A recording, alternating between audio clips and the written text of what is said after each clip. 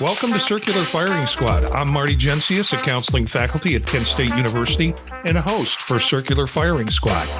We've got 4 members, 4 questions, and 4 answers for each question. Questions are generated by each squad member and run from the silly to the serious. Let's see who's with us for this episode. Hi, everybody. Elliott Ingersoll here. I'm a professor of counseling at Cleveland State and host of Applied Topic. Hey, everyone. Gina Martin. I'm an assistant professor at University of Wisconsin-Whitewater. Hello, everybody. My name is Mitch Conrad, and I'm now a second-year graduate student at Cleveland State University. Elliott, you've got the first question. All right. Here we go. With humanity's attention span changing, are we instructing potential counselors with a curriculum or with curricula that are the equivalent of a buggy whip? I appreciate this question, Elliott. I feel like there's a lot of back and forth on this, and I feel like the curriculum is changing, particularly in our curriculum at Whitewater. I feel like we've got a 3-year program. It feels lengthy. It feels slow. It feels like the appropriate developmental level at each year. I've noticed, this weekend we had graduation, and I got to see some of the students that I had in their very first classes and their practicum and all that starting out. And now they're graduating and they're completely different people. So seeing that developmental, shift is really good. And I think that we are doing fine with lengthening that and like stretching it out and giving the appropriate amount of time. What I think is changing is how we teach it. Like chunking it out into like smaller bits and pieces, i.e. TikTok video, edutainment, stuff like that. So I feel like that's where I see the change and the shift is in the chunking it out, making it brief, palatable, lots of breaks, lots of humor. Anytime we can, break it up. That's what I find helps. Yeah, I was thinking about our program, Cleveland State as well. Gina, I know that you said that yours is about 3 years. A lot of our students are kind of in between 2 and 4. And so, like Elliott, I think when I'm hearing you say the buggy whip, it seems like there are some students in the program who seem pressed to finish in 2 years. And in our program, you're there for 2 semesters and you are going into prac. That is very quick, especially for people who may not be coming from like a social sciences profession, although that doesn't guarantee that you have great communication skills or know much about basic psychology. I do wonder about how fast is the pace, and even with colleges, like are programs looking to produce students as fast as possible and get more students in as fast as possible and get them out and then get them in, and it being like a restaurant type environment? Or is this something like a 3-year process that's more balanced for students? I took this question completely different from, I think, how other folks had taken it, and it might have been intended, but here's my answer anyways. When I think of equivalent of a buggy whip, I think it's, I didn't think about how quickly students are moving through the program. That I think is a problem. So I agree with Mitch that there's a lot of quick movement. People don't have an opportunity to embrace an identity, what a counselor is, because they've got to get through because they, 48 months later, they need to be sitting in front of a client making money. So I didn't think about it in those terms. I thought about it in terms of what we're losing in the way we're teaching now versus what we're getting in the way we're teaching now. And I think we are out of date in a lot of ideas, but unfortunately, we've moved from thought to skills. And what I mean by that is our students can't think like a counselor before they be a counselor. So I'm hearing a lot of cognitive behavioral therapy. Just give me the cookbook, give me the worksheets, because I want to hand out worksheets. And I'm going to do each week a client comes in, I'm going to do a structured dog and pony. So we're not thinking about what it means to be a counselor or what our identity is as a counselor. and we're focusing on empirically based concepts for whatever reason. And I'm air quoting that empirically based. I think what I'm seeing is, unfortunately, developmentally, students can't move into the identity of a counselor. Example, which drove me nuts this year. I teach marriage and family counseling course. There's a bunch of theorists we go through. Gave the first exam. The first exam was, here's 4 of the theories that you've worked on. Now I want you to respond to this case from the voice of the theory. What they did was they told me all the facts about the theory. So they had studied it well, but they could not step into the role. So we practiced those opportunities more through the rest of the semester. And I essentially asked the same kind of question on the final with a different case. And they can't say, okay, I've learned about emotionally focused therapy. Now I'm going to become Susan Johnson and I'm going to tell you about this case in the framework using the language of emotionally focused therapy. That disturbs me for a couple of reasons. It means they're not integrating the information. And secondly, from a larger sense, it means students can't make the identity shift that they're going to have to make when they're working with clients. Because if they can't shift into something that they've studied and speak from that voice, how are they going to shift into what we call empathy with clients? So that's where I think we're doing a disservice to our students. And when we do this, get through the program, and maybe use antiquated concepts or stop using them because they're not empirically based, we lose a lot of students' ability to think through their identity as a counselor. Great answers, folks. Thank you so much. Because it's something I struggle with. And yeah, I get it. I'm not your average kind of like whatever person. So maybe I always have to consider the things I'm contemplating are just a bit out there, a bit whacked out, out of left field. But I'm just like, yeah, I look at all of I think I told Mitch this actually after a class. I'm bringing back the phone racks. I got these phone racks from Japan. And I give 3 points extra credit on the final exam if you rack your phone every class. And you can pick it up on the break. But yeah, I'm wondering about this, and the responses are helpful to me. It's like, no, we have to teach the skills that we teach, and those skills, they take a certain amount of time, and they certain amount of time to integrate. And I'm like, yeah, and you're never going to get around that. I will say though, oh gosh, as someone who's lived in a family where, oh my goodness, we could have used family counseling. And we could have used it like right now, but we couldn't find anyone to meet our schedules. And I'm like, but I'm like, well, we're totally willing to just do this. But then I'm like, oh, wow, I have this real mercenary streak in me, which y'all know that. Mitch, you're learning that. But I do have a mercenary streak. And I'm like, okay, here's something. What if we made house calls, just a specialization track? And I'm like, not talking about your court-ordered house calls. I'm like, look, you got a family. They want family therapy. They're really that stressed out. Here's the thing. It's not just house calls. It's like you don't have to rent office space. If you market this properly, you can be the house call counselor. And yeah, there has to be some screening. Not every situation is appropriate for it, but I think a lot of situations are. And I think some entrepreneur out there who's a decent counselor is going to make a lot of money just by saying, yeah, I'll come see you because you know what? Yeah, you're right.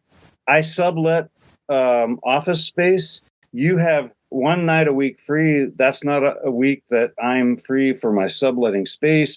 I'm going to come to you. I think an entrepreneurial approach to house calls might actually be in our favor.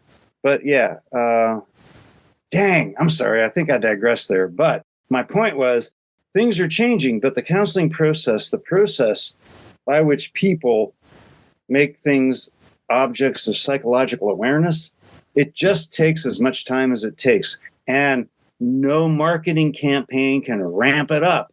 It takes what it takes.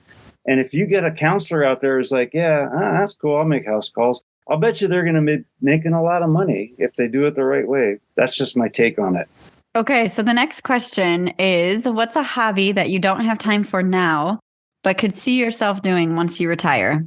Yeah, we're on a video call right now, and I've got a keyboard in my room that I've been trying to get back into and get back to playing piano. I've done that for about 20 years. I think the one thing that I'd love to do, though, musically, that I definitely do not have time for now is learning the saxophone.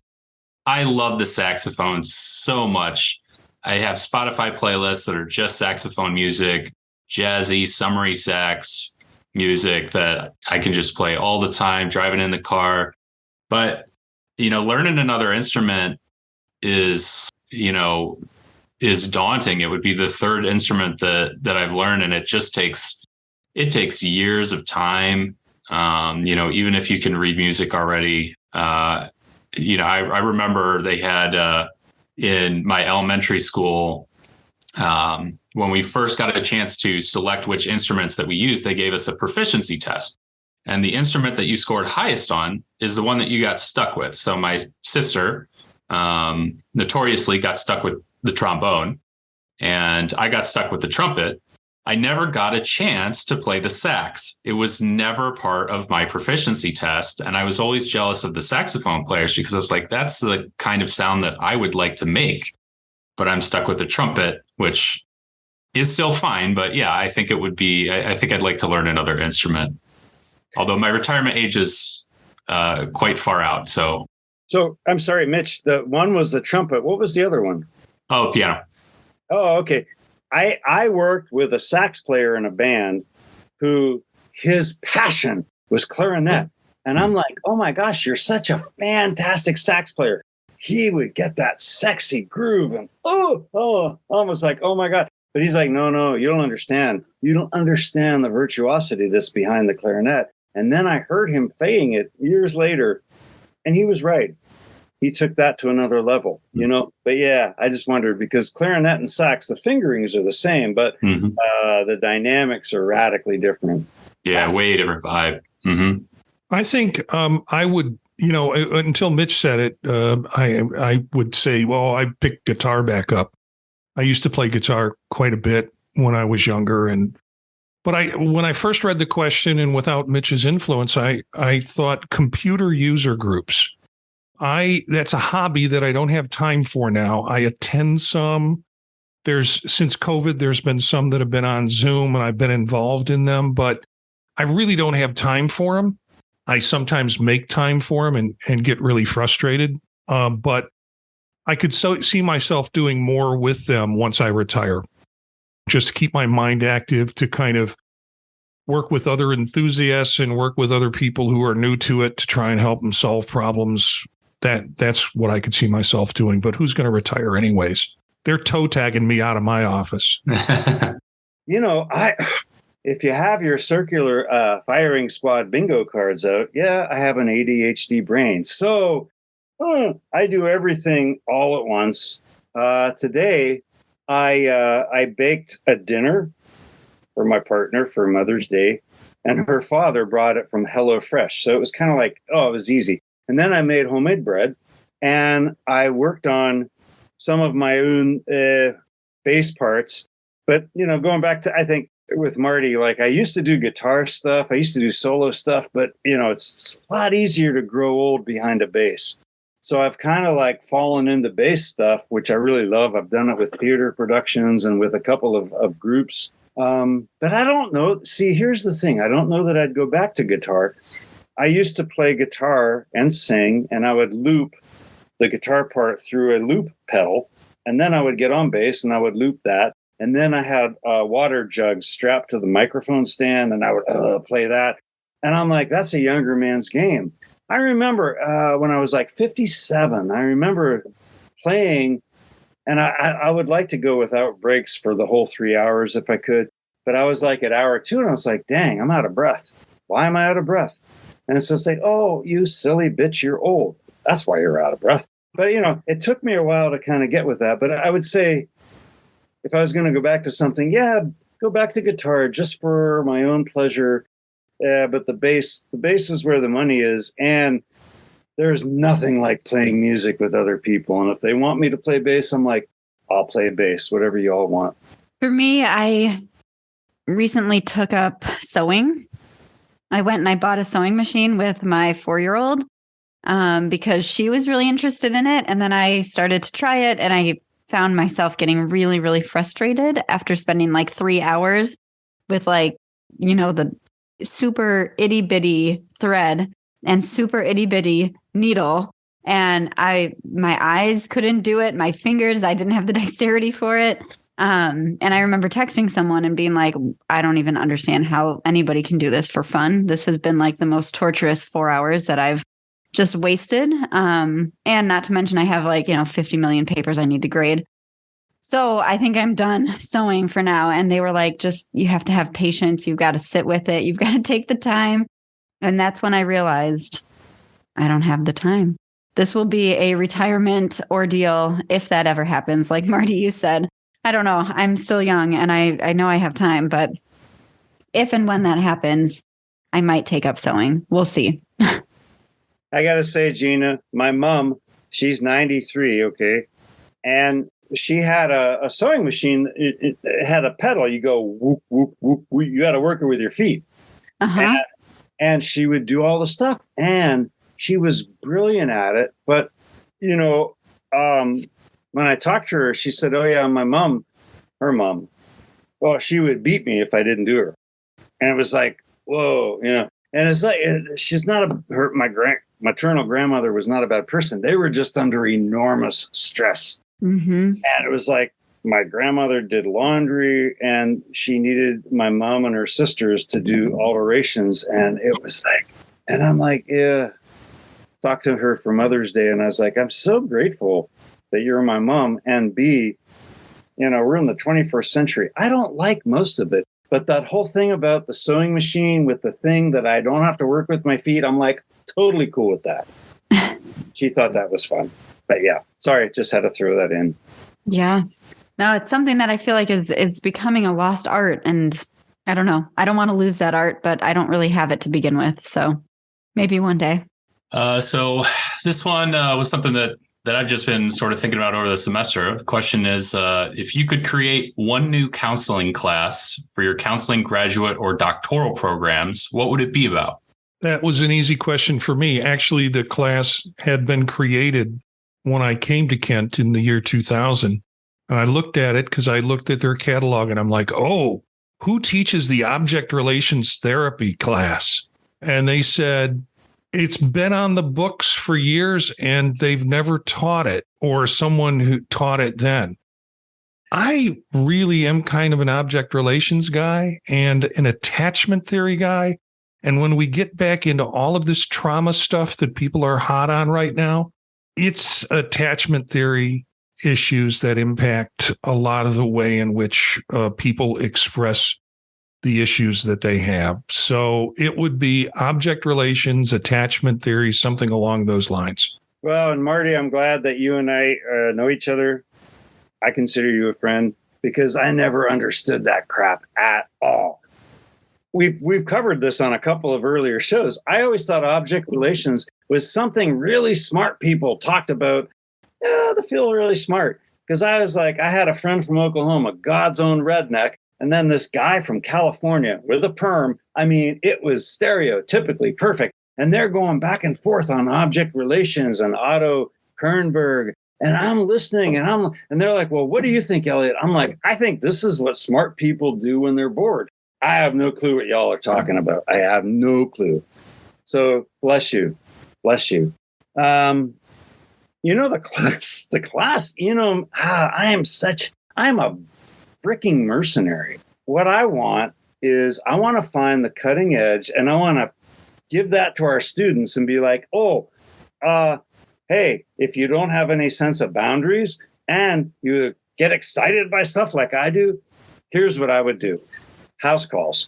Figure out a way to screen, do a proper screening. But it's just like, we're not talking about court ordered. We're talking about people who really want help, but really don't have time and they're struggling. House calls. Oh my gosh, that would be so brilliant. And then I'm like, this is the thing, man. Most of the counseling faculty have been against me on this, and they may be right, which is what I love about our faculty. I'm like, yeah, I have these passionate ideas, but they're the people I trust. But they're like, oh, Elliott, oh, you silly fuck. No, that's not right at all. I'm like, coaching, life coaching. Coaches are eating our salary. These are people with a fraction of our knowledge, but they feign certainty. Oh, my goodness, feigning certainty. That's what makes it in the American society. And I'm like, if we could do a coaching seminar where people just get the basic coaching skills, and how do you, as a mental health counselor and a coach, how do you discern whether the person has psychological symptoms that would impair their ability to benefit from coaching? Once you sort that out, then you can say, well, these people could benefit from coaching. These people can't. And we should be teaching our folks to do that because, money is highly overrated, but in the absence of anything else, it's actually kind of good. So I'd just be like, that's something I would, home visits, the house call counselor. Oh my God, I have a brand already. It's called the House Call Counselor, HCC, House Call Counselor. Right? I mean, it's great. But I'm also like the other thing, but I'm like, yeah, it was like when we talked about new counselor educators and I said, sniff out where the power is. And I would say to new students, sniff out where the money is. A lot of you have that skill, and then figure out a way to get in there, but dominate it with your training, because these coaches, they have nothing. So my answer is a little bit different. I think a blend of all of those things would be great. I also love attachment theory. I love object relations. I'm a huge psychodynamic oriented counselor. All of that is fabulous. And I don't think we talk about it enough in today's day and age. Going back to Elliott, your first question, we chunk things down in CBT, DBT, all of those fast oriented theories are much more popular. And that being said, I think that a great class on how to set up a private practice, how to actually do business as a counselor would be really helpful.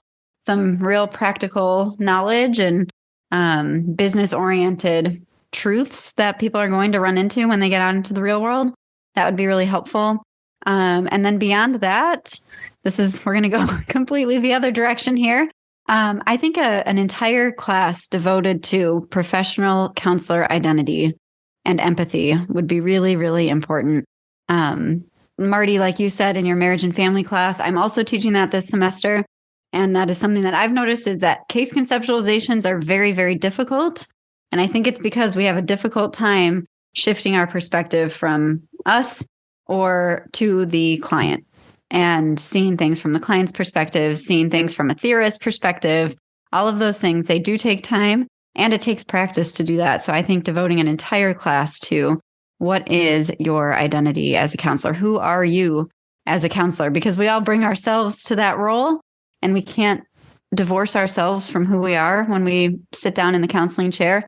So I think devoting an entire class to that would be really, really helpful. Yeah, I appreciate everyone's answers. That's certainly some interesting stuff that makes me think about like what I was initially thinking when I shot this question to you, Marty. I think I'm pretty fortunate that I get a chance to talk with a lot of the students at our program at CSU. I think overwhelmingly they love our first counseling skills class for our introductory course, and they wish there were more courses like that. But then based on what you were saying, Marty, about the idea that we're sometimes maybe too focused on individual skills. And so it made me think about what everybody's talking about with using something like marriage family therapy. I think it was EFT that was mentioned, like getting students to practice with other students, like what it would look like to, okay, I want to insert myself here as into this specific theory, as opposed to in a basic counseling skills class where it's just like, just learn how to just kind of talk to somebody for 15 minutes and see how that goes. Doing some more advanced stuff, role playing. Maybe that's where I'm wondering if what that would look like if we went there. It's interesting, Mitch. I really appreciate what you just said and your thoughts on that. And like role playing, oh my gosh, I am so into role playing because I come from psychodrama and sociodrama background. And when I tell students, like in psychopharmacology, I'm like, okay, if you want to role play a caregiver who's concerned about the meds that their loved one is on, or a client who's just like, well, how does this work? And I want to model what a non-medical mental health professional can say. I love that. And then when I say, okay, and Mitch, I'm like in psychopharm, I got 70 students, and I'm like, all right, all I need is a couple role plays, man. It's so hard to get that. It's so hard to get that. And I'm not blaming the students. I'm just saying, man, we need to be better about inviting that. And I'm a mercenary and I'm an entertainer. There must be a way I can get that out of them. So I'm working on it, but I hear you. And I think, Elliott, though, that goes to the reason that students are apprehensive to do it. And I've seen this a million times. I always encourage students to do role plays, and I always get the same, like 2 students who are willing to do the role plays, because I think that they don't know what to do. They don't know how to step into someone else's shoes. They don't know how to take on a different role. I did one class where role plays were mandatory and they had to do it for a grade. And now it was not like if you say the wrong skill, I'm going to grade you, you're going to fail, not like that. It was not life or death. It was something like, if you do it, you're going to pass, you're going to get the points. So you just have to step into a different role. And I had about 20, 25 students in each class that did this in each section. And about 10 of them, we got through 10 of the role plays. Every single student came into counseling, their role play. So they're looking for help on how to manage school stress. And I was like, okay, look, we have to stop here. We're going to pause. We're going to take a time out. I'm banning school stress from being a topic because we have to branch out. We have to look elsewhere. We have to bring different things to the table. And the first group that went after that, they looked at me and they like sat there and they were like, I don't know. I need a pause. I don't know what to say. So again, this goes back to my idea for looking at a professional counselor identity. Who are you as a counselor? How can you bring some of your personal experiences to this role in a way that's not like self-disclosure-y, but that's you and that informs your counselor position? I've got the last question for the group, but the question is, what's your end of the semester decompression process? I really love this question because, and I am not talking shite about my employer. They've been very good to me. But I'm going to tell you, I quit teaching in the summer for a reason.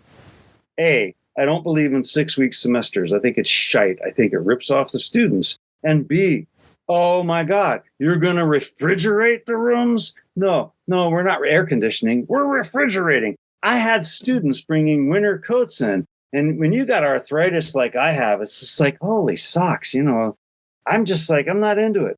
I am teaching in summer because my daughter got into Kenyon College, and there's a reason. But I'm also like, okay, how am I going to decompress and how am I going to get ready for, another thing? And I think one of it is the old out of office message, at least for a week. Just, piss off, I'm not available. That's fine. And most students are like, of course you're not available. I'm not either, Dr. I. And I would take that in good humor. So I think that's part of it. But I'm like, now that I'm going to be teaching in the summer, I used to look forward to 3 months of working on fiction and scholarly papers. And now I'm like, I don't have that. But I'm also like, I don't know. I love our students. I love our program. And so what I've done is try to build a way to kind of count down, wind down, not do a lot of heavy physical exercise during the week between spring and summer. I used to, but now I'm like, no, I'm coming back in summer, so that doesn't matter as much. But I'm also like, I got everything graded as soon as I could. I worked very hard at that because I want to kind of, have a ending and a beginning. And I had a couple of students who had problems with the grade. That's fine. And it's like, oh, we already went back and forth 3 times. We sorted it out. And it's not even Monday of break week. So I'm like, yeah, I try to compress everything, deal with it by Friday or Saturday of the week before. And then break week, I'll get masotherapy once.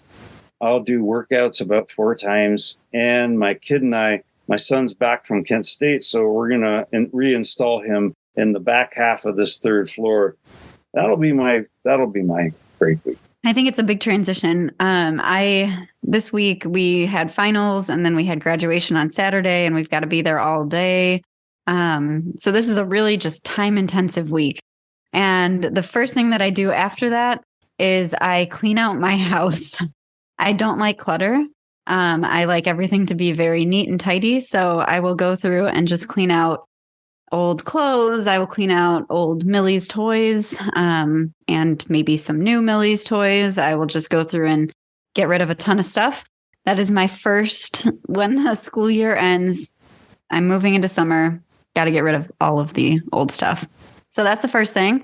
And then from there, similar to you, Elliott, I like to run, and you all know this about me. So I'm going to be doing a few 10-mile runs coming up, which is really, really relaxing and exciting for me. I'm running a big event June 4th, so I'm going to prepare for that and just dedicate this next week to really like putting in the time and effort on those long runs. And then from there, working on research. When I teach a 4-4 load, which I do every semester, I can't do as much research as I would hope to do. So this week I have booked out several days where I will be driving to a local coffee shop and just cranking out multiple IRB proposals on that. So that'll be my break. Yeah, the cleaning part resonated with me because it's like as soon as we get to spring, typically we got to wait a little bit just for the weather to turn. So it's nice outside, can open the windows. I know that like this question kind of caught me off guard in a way because it's like, what is your decompression process? Well, in the past, I definitely would have said just nothing, just unplug for a week and do nothing. And I can't do that anymore, but I also don't think I want to do that anymore.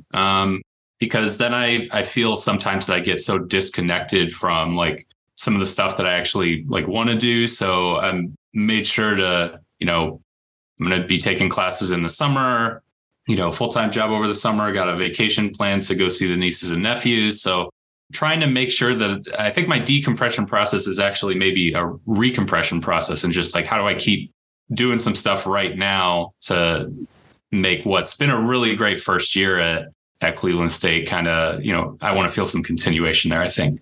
I have a hard time answering this question, even though I posed it. I think I have taught every summer since I've been here, and I teach a pretty heavy load in the summer. So generally the time that we have, which is about 4 weeks between the end of the spring semester and our summer semester, I'm doing class prep. This time I'm going on vacation for about 10 days with my wife. What I've found over the last couple of days is I am sleeping excessively for about 3 or 4 days after the end of the semester. What I mean by that is usually there's one nap in there sometime during the day. Now there's 2, sometimes 3, and that'll occur for about 3 or 4 days. And then I'll get back in gear because I have the convenience of doing that for 3 or 4 days. There aren't meetings. There aren't things to teach. So once that's over with, I think my real decompression is going out to movies with my son and when my daughter can join us too, because this is when the summer blockbusters start. And so that's like a big decompression piece for me. All really good, different answers. That's it for all of our questions. We got one final shot question actually contributed by Mitch. I wound up using it as a final shot question. What would you choose as your superpower? I was a little thrown off because I was like assuming I didn't have one. Okay. I think that my current superpower is reading really fast, and I love that superpower. And I do read things really, really fast. And I would want that to be like 10x what it is now. So that would be what I would choose, is just like amplifying my current superpower. I'm going to go with and this was something that I think, Elliott, we've talked about, was the ability to control time. Really, I've been trying to think about like how much this superpower would be able to give you and what you could do with it. I asked one of my other friends, and they said invisible, and I'm like trying to compare that. Like, well, what would the difference between if you could stop time and you could, and no one would know that you're there, or could go anywhere that you want, or you'd read maybe as much as you want to. I don't know if that's how the stopping time would work, but yeah, I think controlling time in some aspect. Wow, I went for something a little bit more altruistic than reading and stopping time. I would be bit by a radioactive Dalai Lama, and I would have mental balance for myself, and I would be able to transfer that to other people. With other people, it would probably just be common sense. But if I could contribute that to humanity with my superpower, that's the way I would go. Thanks to the firing squad this week, Mitch, Gina, and Elliott. Look for some of these characters on their podcasts on thepodtalk.net. You can find out more about them at circularfiringsquad.net. Our theme music is from Menage a Quad, Real Swing Shet. That's it for this episode of Circular Firing Squad. Ready, fire, aim.